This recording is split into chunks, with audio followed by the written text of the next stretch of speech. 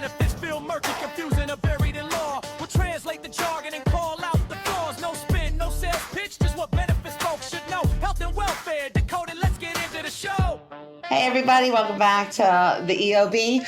We're very excited for our first segment of Friends with Benefits. We have one of our great friends here today. His name is Mike Miele, and he's a super big buckety muck at Capital RX. That's not his official title, so I will let him introduce himself, but thanks for being with us, Mike. Well, thanks for having me, Julie. Hello, everyone. My name is Mike Miele. I am a health actuary, and I work at Capital RX, which is a prescription benefit manager, for those of you who have never heard of a PBM. And my title is SVP of Insured Products. So I've been at Capital RX for a while now. I was one of the first employees, and I've been there going on 7 years. And one of the things that I've been working on this past year is building our risk-bearing capabilities. So we are now able to guarantee a certain budget for groups and kind of put our money where our mouth is. But I'm here to talk about anything and everything PBM. So nothing is off limits here. We enjoy having guests like Mike. And considering you're the first, we're going to ask you all the pertinent questions regarding a topic that everybody is concerned with, PBM, pharmacy benefit managers. Now, Mike is very humble. He's one of the smartest people that I personally know and has tremendous experience in and around our industry, not just with PBM, but also working in and around advisory firms, doing M&A. So jack of many trades. But for today, we want to get down and dirty into the problems we see with PBMs and get your opinion because you are one of the most sought after and valued opinions out in the marketplace. Yeah, but also, before we end, we want to hear a little bit more about how the risk-bearing entity works, because I have not heard a lot about this. And just so everybody knows, we don't have a lot of PBM friends, and the ones that Mike's our best one. And the PBMs that Justin and I usually deal with and refer clients to are transparent, use pricing that's related to NADAC, not sort of AWP and rolling pricing that can't be counted on, and sort of benchmarkable, easy to track pricing and markups. And a lot of what I learned to know about PBMs, I learned by listening to Mike. So he's a great resource. If you have questions, you can send them in, and if we can't answer them now, then we'll answer them, after the fact. We'll try our best to get back to you. But one of the things we want to talk about are, what are you guys seeing with GLP-1s, and how are you advising groups on, how to deal with the fact that everybody's on them?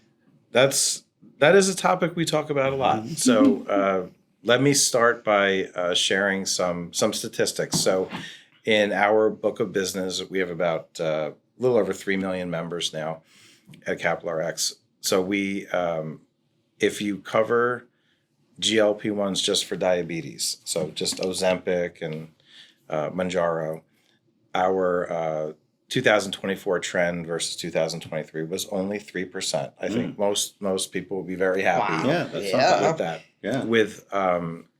With when you cover GLP-1s for weight loss, which is about half of our customers, the trend jumps to a little over 12%.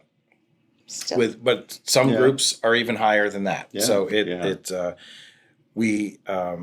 and so these are for groups that we've had for many, many years. So GLP-1s are driving almost all of the trend in pharmacy right now.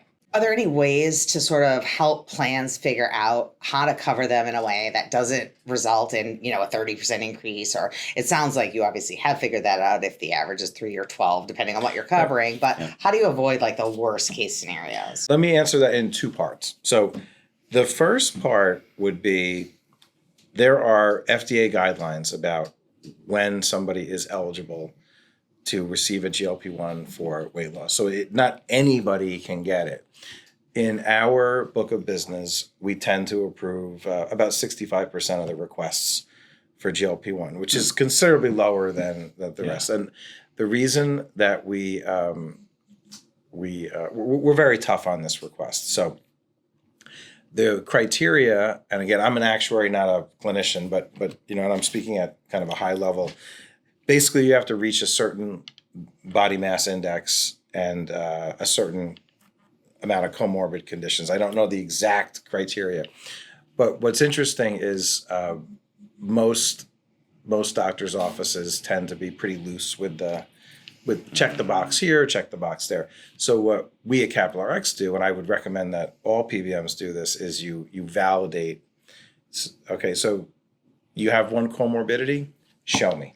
We don't actually go out and weigh the person to check the body mass index, but we do periodically check up on that. So if you're trying to lose weight to get into your tuxedo for your daughter's wedding, that's probably not going to be a clinical reason to do that.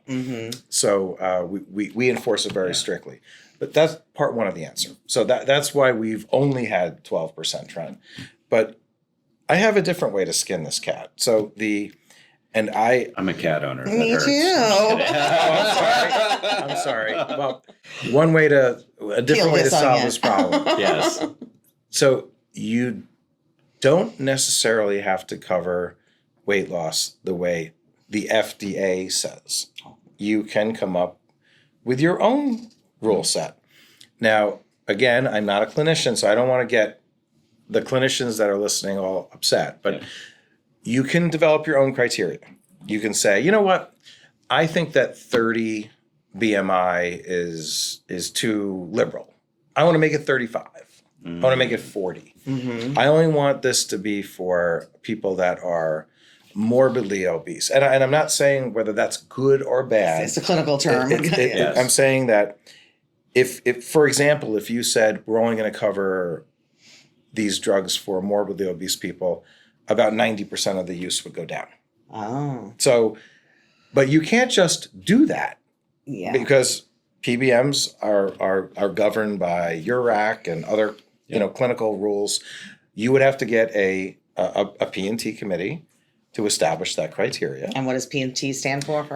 Pharmaceutical and Therapeutics Committee, which is the we were talking about this earlier about do I cover which is better, Wegovy? Yeah. Or Mounjaro no, not Mounjaro. Zepbound. Zepbound and that whole shenanigans. So there has to be a strong clinical rationale to do that, and it's not so easy to do. But if you are very committed to doing this, there are ways that you can do this. Another way would be just give people money to buy the compounds, but we probably wouldn't recommend that as a PBM, just because technically that loophole is for when the drug is in short supply, and I'm not so sure that it is. It was, and I think the FDA has now said it's no longer. So they were fine with the compounding while it was, but now they said I think it still exists in the market. So whether that's above board or not, it exists in the market, and I think so none of this is legal advice, but a plan can cover compounds. But if it says you only cover FDA approved drugs and that you'll only cover compounds when the FDA approves it, then that technically would be outside your plan language. But, to add on to what Mike is saying, you can design plans differently. You could say, all right, we don't want to cover weight loss drugs as part of our main offering, but maybe we have a medical expense reimbursement account. We'll give you up to like $500 a month. You go ahead and get a cash pay direct from manufacturer. I see they're all coming up with those deals now. So you can do all kinds of things to try and control the spend if this is something that's for sure ruining your plan. I think a lot of plan sponsors, at least in the conversations I've had, don't know where to start. So that's a good place to start. A lot of them also are very fearful of playing doctor. They're not clinicians. So I think the advice of having the formulary manage and dictate exactly how per medical necessity is probably the best path forward, including, you mentioned BMI, but also the other aspect of, is the person truly diabetic? Having people, verify that their A1Cs are truly that of a diabetic or pre-diabetic person. And I know that we've seen prior auths that were denied with people that had A1Cs of like 4, which is substantially under. So why are you being prescribed this drug in the first place? Right, and I would argue that might even be dangerous to prescribe 100%. A drug like that for somebody with such a low A1C. I mean, you could, maybe go into a diabetic coma. I don't know. Well, the opposite of a diabetic. Yeah. A non-diabetic We're coma. not clinicians. Like too low of blood sugar. Yeah. So, but this is a good discussion. So there are tools and levers to pull. It's not easy. It's not like, I mean, I've it's funny. I've had people say, Mike, we'd like to rewrite the criteria for GLP-1s. I'm like, oh, okay. Have at it. Sure. You got to get, and it's not that it's not that that's wrong. It's just that PBMs won't be able to legally administer it. It'll violate our license. So, and I don't want to play that game where we're saying, oh well, we have to do it because it's the law. It's just that we're accredited with URAC, and URAC has. I think that's a good game. That's a good card to pull. Is that we're going to follow the law? Right, I think so. As an attorney, I mean, I'd love to know, and again, I don't want to get too political about this, but I'd just love to know how somebody decided at the FDA that 30 was the magic number for BMI.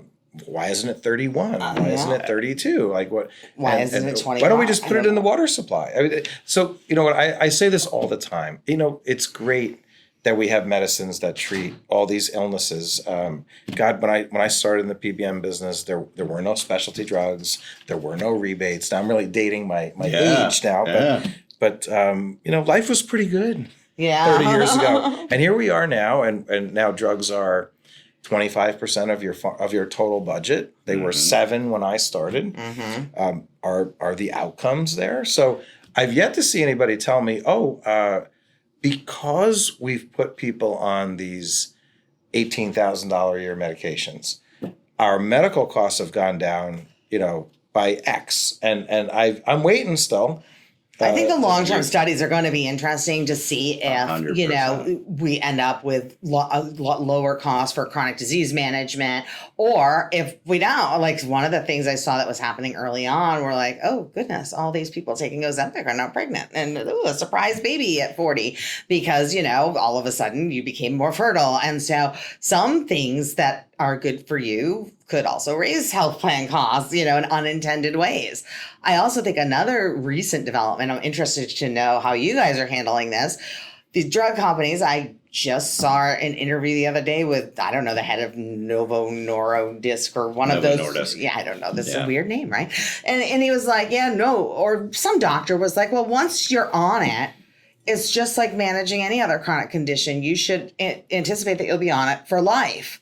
And so that's not like most other weight loss drugs historically, where you take it, you lose weight, and then you don't take it anymore. What they're now saying is this is a weight management tool or a chronic disease management tool. And once you have this prescription, we're going to treat it like something you need for the rest of your life. Do plans know they're signing up for that? So says the doctor sponsored by the drug company. Yeah. As a former drug representative, drug sales representative, I'm not surprised that they're stating that, but there are lawsuits coming out with people that are having ill effects from these drugs. I saw somebody that has like permanent diarrhea for the rest of their life, like things that you really don't want, right? Well, every drug has side effects. They do. They do. So, Mike, would you agree though that the best course, and I know that Capital X has a program, but would you say that the better PBMs that are helping plan sponsors on this journey also offer some sort of coaching or program alongside it to help people understand what that is that they're taking? yes. So just let's talk about what absolutely doesn't work. Uncontrolled, everybody can have it. Right. That's probably a bad idea. Having having it tied to a program where you are seeing a coach, because in theory, and again, I'm not a clinician, but in theory, you're supposed to go on this drug to reprogram your brain, and that somehow after your brain is reprogrammed, then you could wean yourself off of the med, and you wouldn't go back to those, you know, because you think about it, you're eating less because you have less appetite, and that's the way the drug works, and eventually you wouldn't need you could take the training wheels off, so to speak.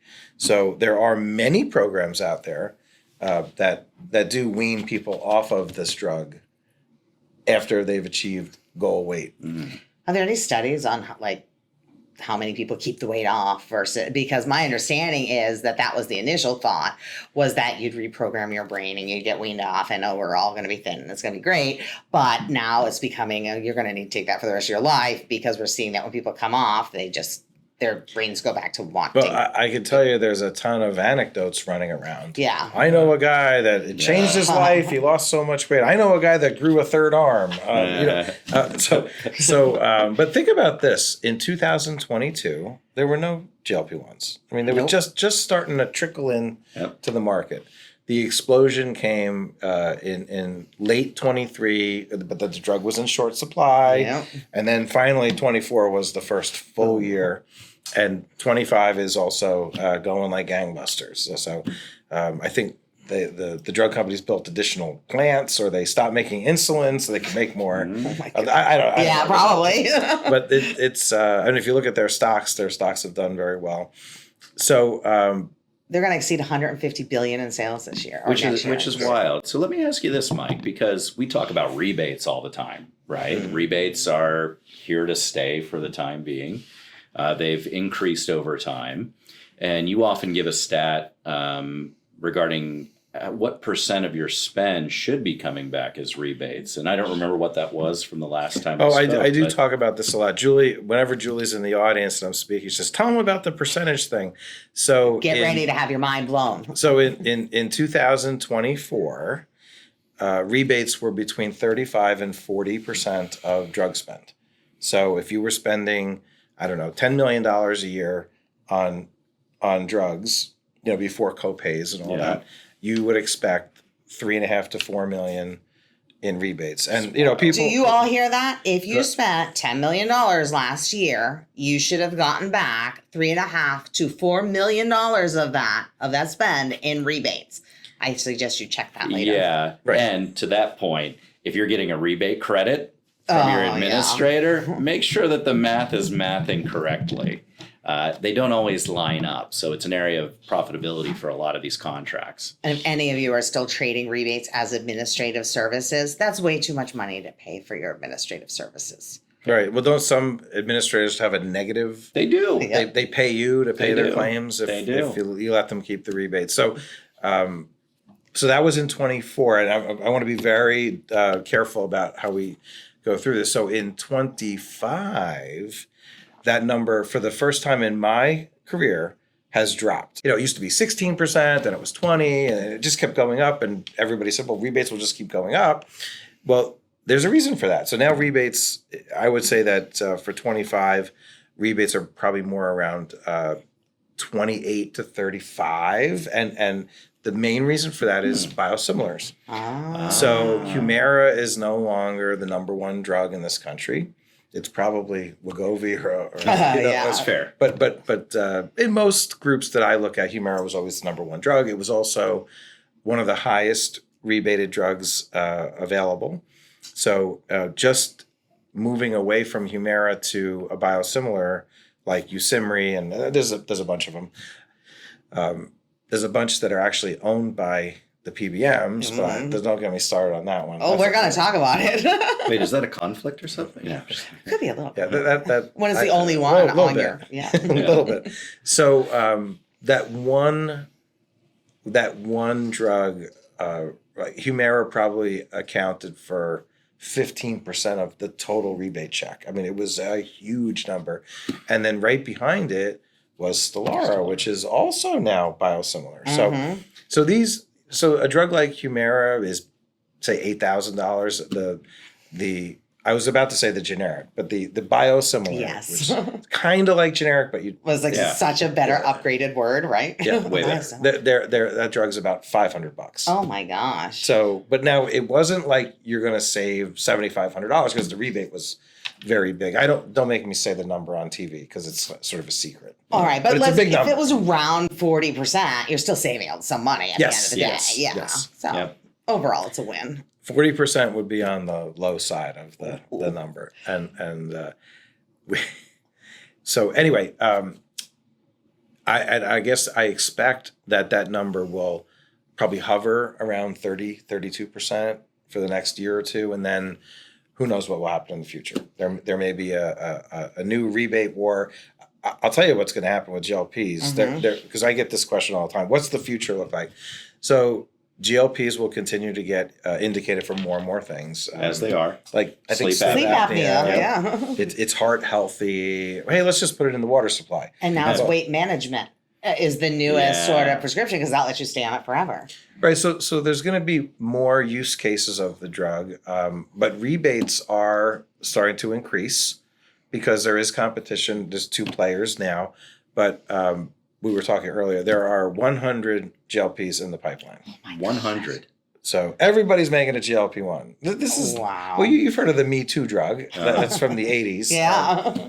Not the Me Too movement. The Me Too. Although there drugs. were also drugs involved. Well, when I worked for the pharmaceutical company I worked for, I was selling a blood pressure medication, which is one of 6 branded medications. I had 6 competitors. Our drug alone was $2.5 billion a year. And we had multiple generic alternatives that the patient had to fail on first before they were put on this medication.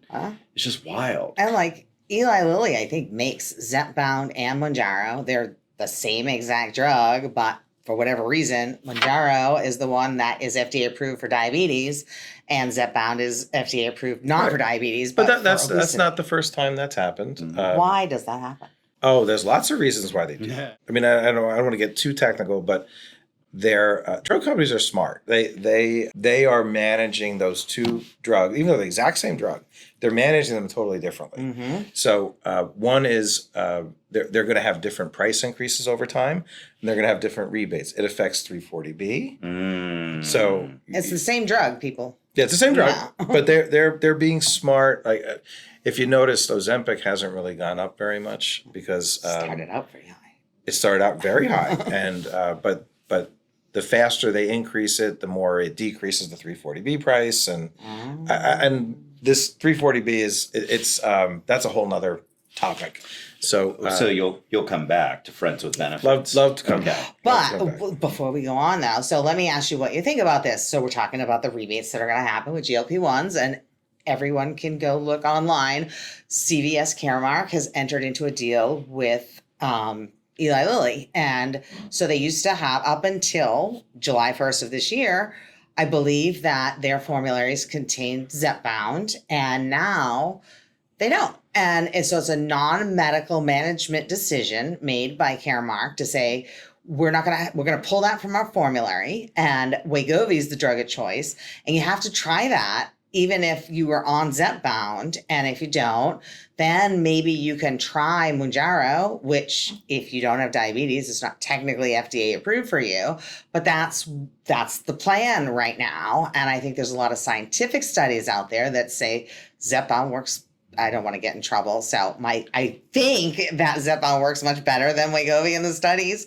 And so the decision made by CVS, which I would guess has something to do with the level of rebates they'll be getting for Wegovy, is now going to disrupt the drug that a lot of people are on and force them to try a drug that's potentially less effective. So I'm not a PBM expert, but Mike, maybe you can shed some light on this. So you got the P&T committee, right? Mm-hmm. And they're the checks and balances, but at the end of the day, they're not the final say. The final say may be the finance committee within the PBM making the decision on formulary determination. That is almost perfectly correct. What Okay. you said. So here's the little nuance. So the way it's supposed to work, and I'm not a clinician either. P&T committee is supposed to say this drug is better than that drug, and we just cannot have this drug because this drug's so much better. Mm-hmm. When it's a tie, and that often happens, then they say, okay, finance people, do whatever it is you do, wheel and deal, and try to get the fight to the death between these 2 therapeutically equivalent drugs. So I think what you're suggesting, and I think you're right, that these 2 drugs are not the same. They're not. One is way better than the other. And that trumps even if you can get a better deal, it's not what a P&T committee is supposed to. So Yes. basically there's a debate over did the finance people override the P&T committee? Because it's supposed to be independent. Yeah. And not controlled by the PBM. It's supposed to be an independent group of physicians, hospital people. I mean, I don't know that much about P&T committees. I just know that they are critical to these kinds of decisions, and they're supposed to be very independent. Yep. But once they get a tie, then the finance people can do what they do. Does Capital RX, do they pass through 100% of rebates? We do. We pass them up to the pearly gates of our rebate aggregator. So we do not contract directly for rebates, nor does most of the little PBMs. We funny story. We when we started, and I come from the drug world. I was not in the PBM, but I was in the drug side, just like you. And I wrote some of the first rebate contracts. So Thanks so much. Yeah, way to go. well, Mike. rebates were a lot different, 20 years ago. But funny story was we when we first started, and our founder is always been, and you met AJ. Shout out to AJ. Hi AJ. AJ was always had big plans for this company. So early on in our existence, we started talking to drug companies. So I came from pharma, so we made some phone calls, and they said, "Oh, it's so cute. You're starting a PBM, and it's so nice." They said, why don't you call us when you get to $1 billion in drug spend, and then maybe we can talk about. Can you qualify why they said we think it's cute? There's only 3 PBMs that control how much of the marketplace? Three PBMs control 80% of the market, 80%. and there's about another 100 PBMs that control the other 20%. And when you really, after you count Humana and Prime, and the PBMs are very small. So the fact that we have 3 million lives is we're probably in the top 10 now. Which is awesome, yeah. We're Super number cool. 10.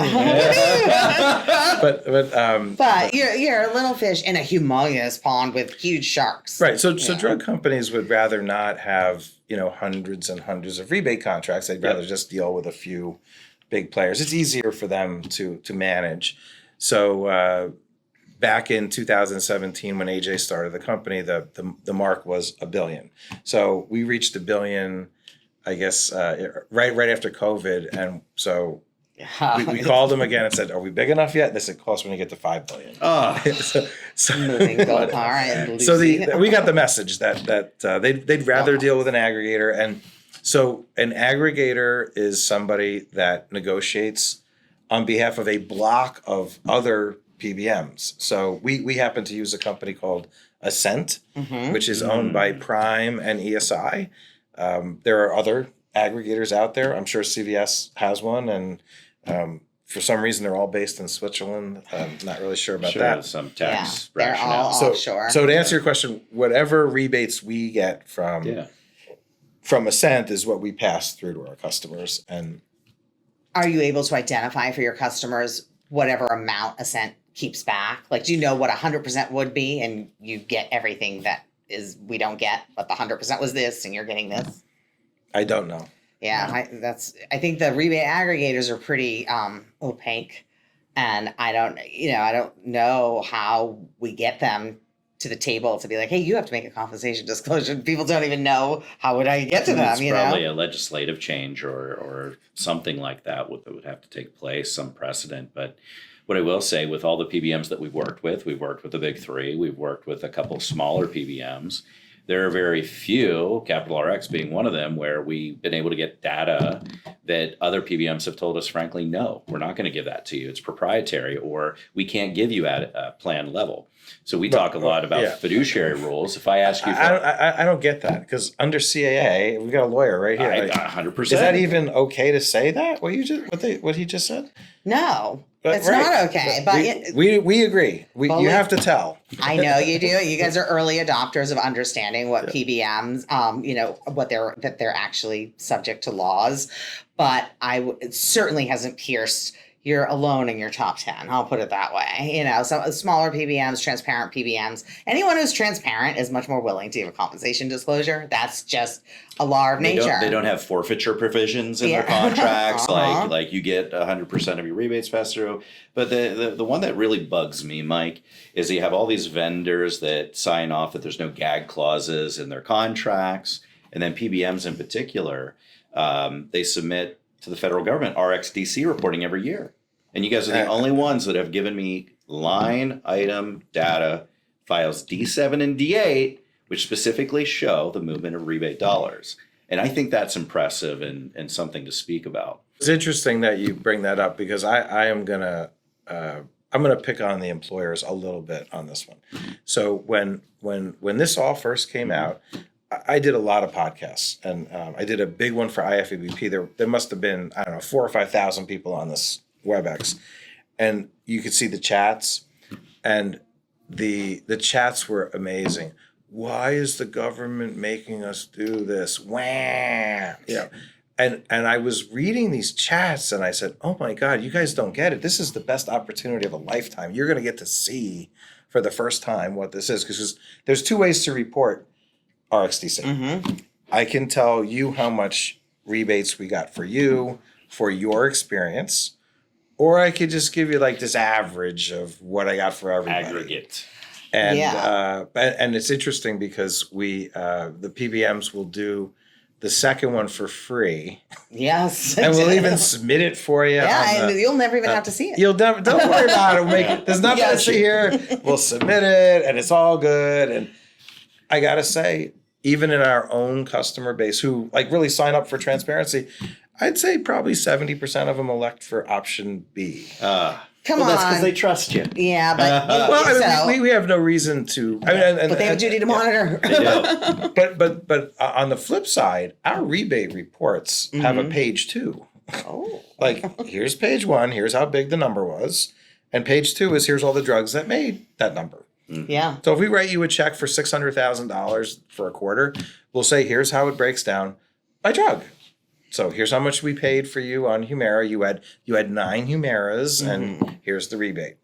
So you really almost don't need RxDC reporting if you've got a PBM that's willing to do that. Although it does contain other useful information like which drugs spend, where are you growing the most, what is your sort of, what are your highest cost drugs? Because maybe, if you don't know that stuff and you don't have an advisor that's sort of leaned in and reviewing these reports all the time, then you're not acting on it. And those reporting are supposed to help us make better decisions. If I was advising a plan sponsor, I would advise them to get the granular stuff. And to have ongoing reporting on a weekly or monthly basis so that you can identify these problems as they come up. It's active plan management and monitoring, which we talk about all the time.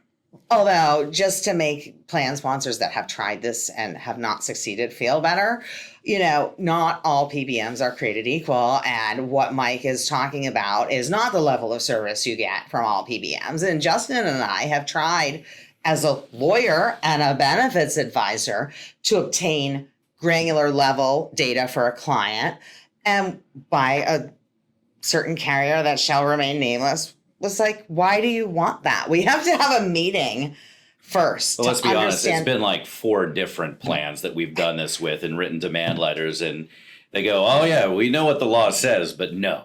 But my favorite was the one that was like, "Why are you asking for this?" And I was like, "What do you mean? Why am I asking for it?" So, first of all, none of your business. That's really the answer. But if you want to give an answer, I'm asking for it because that's my duty. I have to know these things, and I'm trying to monitor. Nobody's ever asked me that before. Why are you asking me that? And then they're like, we're going to have a meeting about it. And this is what happens. They have a meeting, and this goes on for a few weeks. Then they get back to you and say, yeah, no, we're not built to do that. We submit everything on an aggregate level. If you want individual reporting, maybe we can set something up for next year, but there's going to be a fee associated with it. Yeah. That's ridiculous. You can't tell me they can't. So that means you're not getting any reports, because if you were getting reports like this, then that data should be readily available.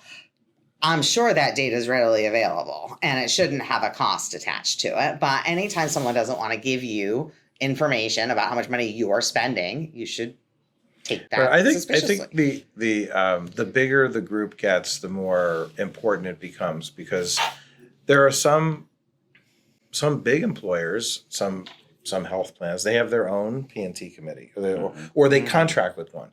And they may decide that we understand that, drug X is covered in your formulary, Mr. PBM, but we've decided that this drug doesn't have clinical benefits given the net cost of the drug after rebate.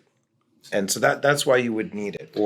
But what you just said sounds crazy to me. This doesn't have clinical benefits because of the cost. Those are 2 different things, right? Well, cost is always a factor. Yeah. It is. So I'll give you a different example. Let's say I have 2 cancer drugs. Mm-hmm. And one, if you take this drug, you will have a 95% chance of surviving 5 years. Okay, that's typically how these things get reported. Like, Yep. okay, so let's say I'm a doctor and I'm coaching you on. But he's not really a doctor, as we know. This is I'm not clinical pretending. Now advice. I'm really pretending. Actuary. Okay, but and then this other drug, which is 10 times more money, you will have a 95.1% chance of surviving 5 years. Now, as a math person, I would say 95 over here, 95.1 over here.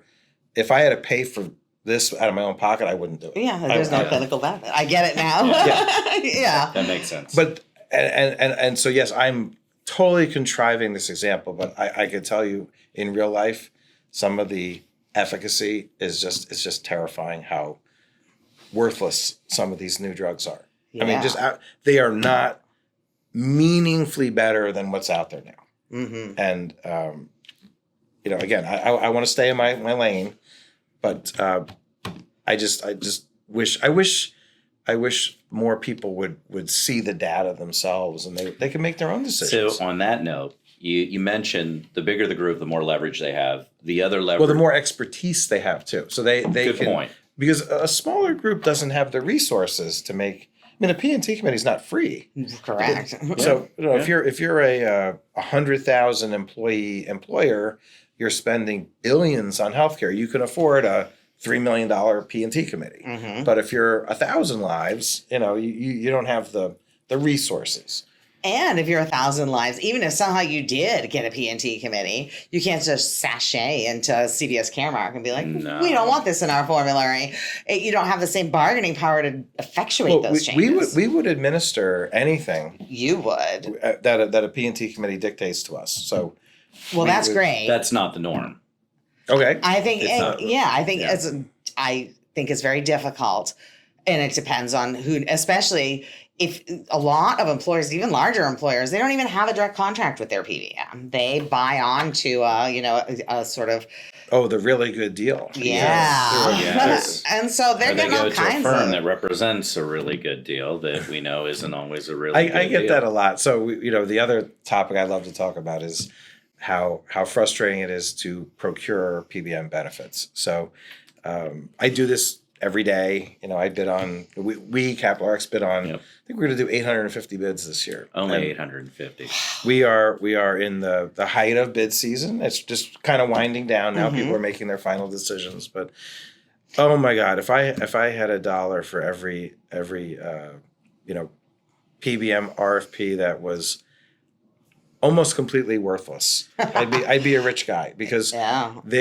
PBM, and I'm not picking on all PBM consultants. I want to be very clear. There's a handful of really good PBM consultants out there, but the average one is terrible. Yeah. I mean, really terrible. They're still using an evaluation criteria that is at least 15 years old.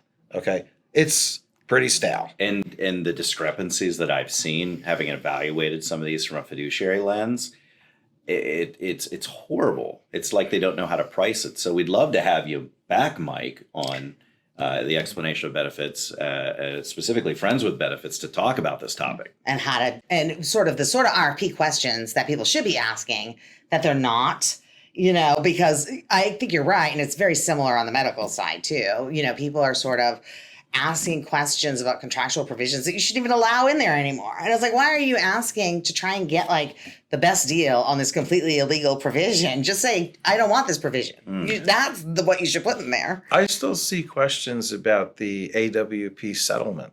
Okay, what year was that? 1997? That was when there was First Data Bank and Medispan. Yeah. Like, oh my gosh. That's how many years ago? What year was that? 97? I think it was 97. Was That was it? I was just a baby. That was a sophomore in high school. well, I'm dating myself. I was old. I wasn't a baby. Why would anybody ask that question? I know, Like, it's yeah. 30 years old. It's like, why does this airplane have an ashtray that's welded shut? Yeah, you're like, why is this so old? That happened to me recently. I was on a plane and there was still like an ashtray on the arm. That's amazing. I know. Wow. It's like seeing a that must have been payphone. an old plane. That's what I was like, oh my God, get me off of here. Or old seat, anyway. Yeah, that's what I was hoping. Well, Mike Miele, we love having you on as a guest. If somebody wanted to find you, where could they find you? Where could they reach out? You can reach me at Capital RX. I'm on the website. And We'll flash the I'm information here. Mike at Cap-RX. Before we go, what was the question we're going to ask everyone? We're trying to start a new tradition when this is our first time doing If there was some industry buzzword in insurance that you could just eliminate altogether, could be business, could be specific to our industry, or if there's one thing that just grinds your gears that you hear, what would that be? Well, I have two. One is to your point. I hear it all the time. It's overused, and Fair enough. yada yada yada is another one. I'm probably guilty of both, I've yada yada. but we probably need to spend less time talking cool, and we should spend more time talking straight. I love it. Look at that. I think that's Yada, a new yada, segment. Straight Talk with Mike Miele. Yeah. Oh, you could get a regular piece here. All right. Well, thank you, everybody. This was wicked fun. We're going to do more interviews. Thank you so much, Mike, for coming. I hope you all learned a lot. If you have any follow-up questions, ask us. And either one of us will have the answer, or we'll ask Mike, and we'll get back to you. Till the next time, this is the EOB. Hot takes, one clause at a time. It benefits